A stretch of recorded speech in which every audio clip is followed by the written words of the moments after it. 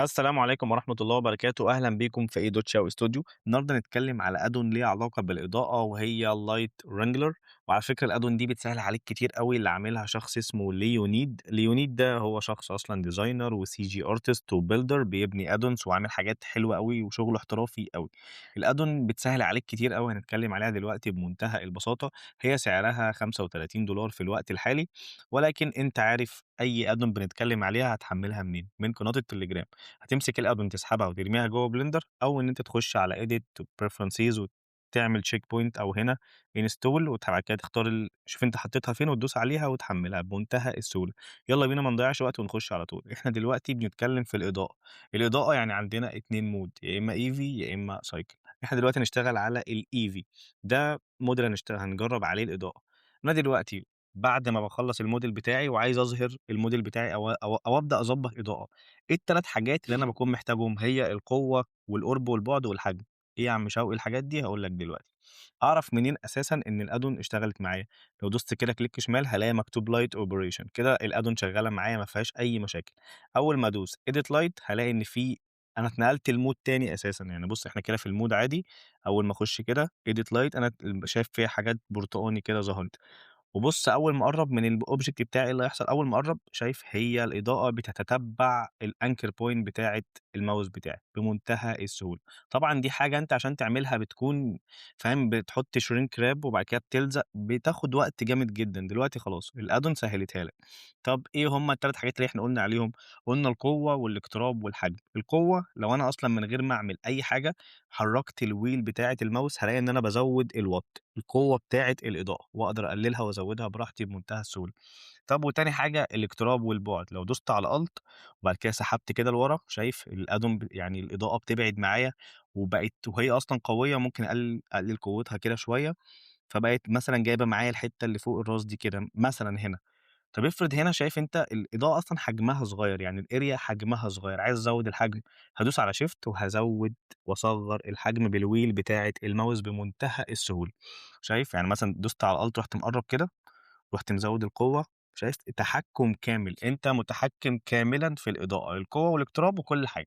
أنت متحكِّم في إيه؟ في كل حاجة. هل الأدوم بتعمل ال3 دول بس؟ لأ، هي بتعمل أكتر من كده، ولكن أنا بس باعرّفك الحاجات الأساسية اللي هي الAlt وShift طب أقول لك على حاجة. دلوقتي أنا مثلًا عايز أزوّد عايز أغيّر حجمها في محور واحد، أقدر أعمل ده إزاي؟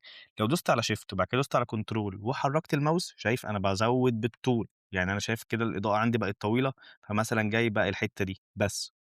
شايف؟ هي مثلًا منوّرة الجنب ده بس. طب أنا دلوقتي لو عايز أعدِّل على الإضاءة دي، أكنّك داخل على الEdit Mode، هتمسك كده وهتروح دايس على Tab. اتنقلت بقت الإضاءة معايا هي، دخلت على وضع التعديل على طول. تمام. فلو عايز أعدِّل هادوس عليها وبعد كده هادوس على Tab. عايز أقرّب أو أبعد هادوس على Alt. عايز أزوّد القوة وأنا ماسكها بس كده، هادوس على الwheel من غير ما أعمل أي حاجة لنفسي بازوّد القوة. طب Shift بس هاغيّر حجمها اللي هو إيه، تناسب طول مع عرض سوا. تمام. طب دوست على Control هاغيّر في المحور ده. طب دوست على Alt هاغيّر في المحور ده. يعني Shift مع حاجة تانية هاغيّر في الكلام ده. وهتلاقي هنا screen key طبعًا في أي حاجة أنا باعملها. مثلًا لو بصيت كده على screen key هتلاقيها مكتوب ظهر لك هنا، أي حاجة بادوس عليها هتبان إيه، هنا. تمام، تمام. دي كده أول 3 حاجات لازم تعرفهم في الadd-on. تمام. عايزين بقى نخش على الحاجات التانية اللي الadd-on بتعملها. طبعًا أنت بتبقى محتاج إن أنت تتحكم في الإضاءة إزاي. يعني أنا مثلًا دوست Shift A وجِبت plane، كبّرت الplane دي هنا.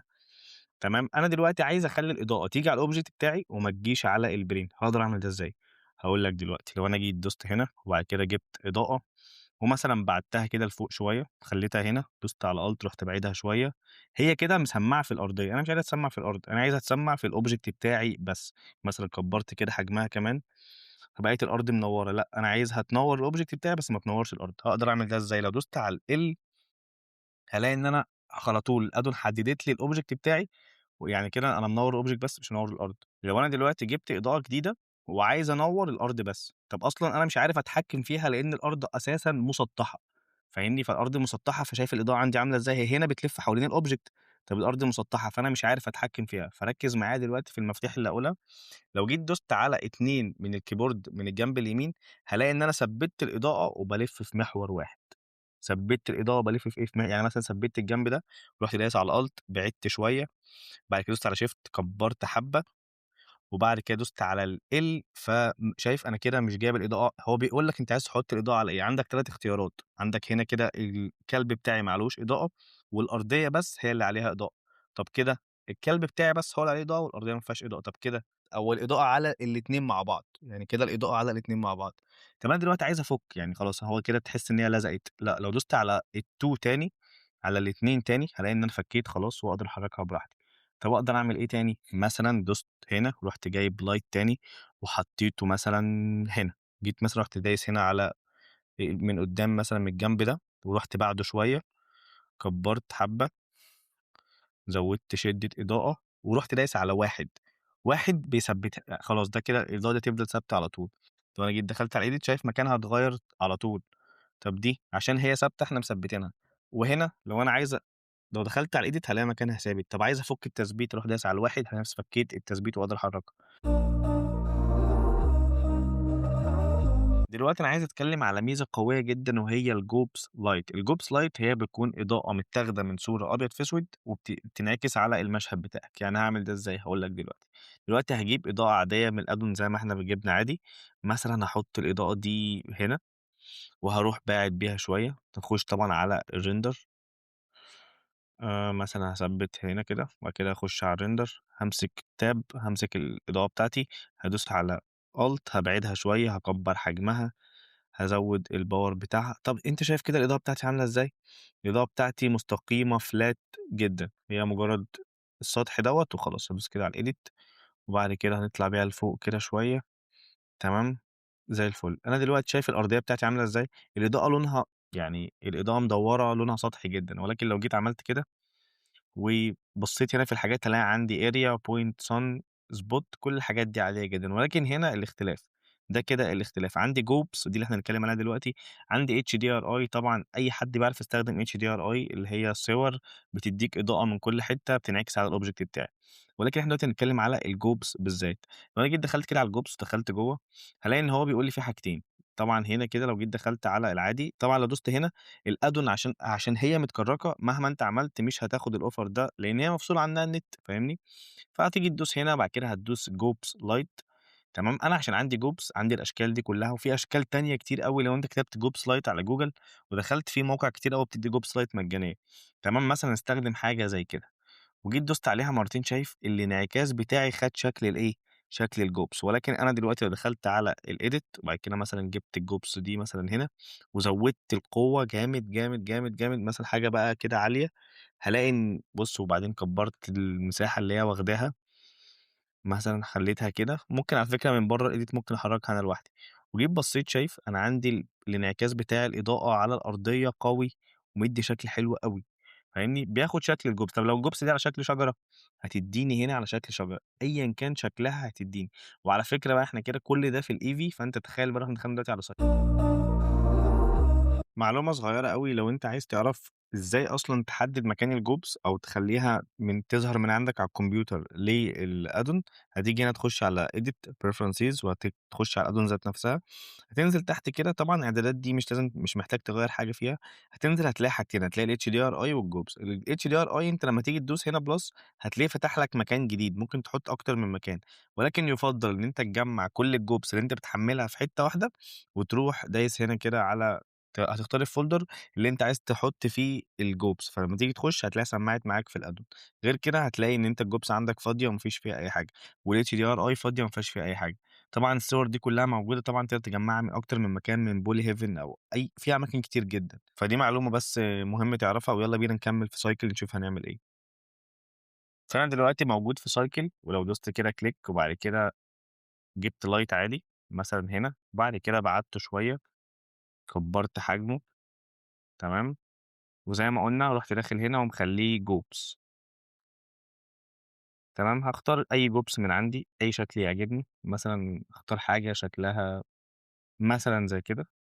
على فكرة أنت ممكن تخلّي الobject بتاعك أكنه واقف في متحف حرفيًا، وبعد كده مثلًا جيت كبّرت دوست على tab، حطيت الobject بتاعي مثلًا هنا، تمام، خلّيته مثلًا مستقيم على دوست على 2 عشان أثبّته، خلّيته مثلًا مستقيم كده فوق الكلب، بعد كده دوست على alt وطلعت كده فوق، زوّدت الpower بقى جامد، بعد كده دوست على shift كبّرت المساحة، بُص هتلاقي المساحة على الأرض دلوقتي ضبطت أوي، هاجي كده هابُص من فوق تمام، هو كده قوته لسه مش قوية، أروح دايس هنا هازوّد القوة power جامد على الآخر، ممكن أزوّد لحد ما أحس إن أنا تمام، مثلًا حاجة زي كده. تعالَ كده نبُص، تخيل بقى دلوقتي لو أنا رُحت دايس على الL وخلّيت الإضاءة على الأرض بس، وشِلتها من فوق، يعني مثلًا مسكت كده نفس الكلام دوست على tab بعد كده دوست على الL. فأنت دلوقتي لو تاخد بالك معايا أنا مخلّي الإضاءة على الأرضية بس، مش على الobject بتاعي، حتى الإضاءة اللي جاية عليه جاية من تحت، فمدّيها شكل حلو أوي. ممكن بعد كده أروح جايب إضاءة كمان مثلًا من الجنب هنا، وأروح باعيدها شوية، تمام، أكبّر حجمها، مثلًا أخلّيها تاخد كده الجنب ده كلّه. هي على فكرة دلوقتي برضه واخدة وضع الجوبس زي ما أنا واخدها، جايبة وضع area. فممكن دلوقتي أروح مغيّر دي أخلّيها جوبس برضه بس حاجة تانية، شكل تاني، مثلًا عملت لها حاجة زي كده. رُحت دايس على tab عشان أعدّل فيها، زوّدت، زوّدت، زوّدت جامد، ورُحت مغيّر اللون، خلّيته مثلًا حاجة كده في البرتقانيات أو حاجة مثلًا في الأزرقات شوية. بقى عندي الشكل ده بمنتهى. طبعًا أقدر بقى أحُط كاميرا وأضبّط الfocal length وأرفع الحاجات دي وأزوّد إضاءة، براحتك اتحكّم تحكُّم كامل في الإضاءة، تقدر تعمل فيها اللي أنت عايزه. ولكن اللي أنا كنت عايز أتكلّم عليه عشان مش في ناس كتير بتتكلّم عنّه، هو الجوبس اللي حوالين دوّة. الجوبس ليها أشكال كتير أوي، حاول تسرِّش عنّها وتعرف عنّها بمنتهى البساطة. وطبعًا تقدر من خلال الأداة تستخدم الHDRI زي ما اتكلّمنا. HDRI بقى أيًا كان اللي عندك، أنا عن نفسي باستخدمها من الWorld، يعني باخلّي الWorld بتاعي HDRI لو أنا هاستخدم HDRI. وعندك هنا ده الشكل الطبيعي العادي خالص، ممكن بقى تعدّل فيه وتحكُّمات أكتر، ممكن تخلّيها 2K أو 4K براحتك بمنتهى السهولة. وبس كده، شكرًا ليكم والسلام عليكم ورحمة الله وبركاته. ولو عندك أي سؤال اكتبه لي في الكومنتات وهارُد عليك على طول.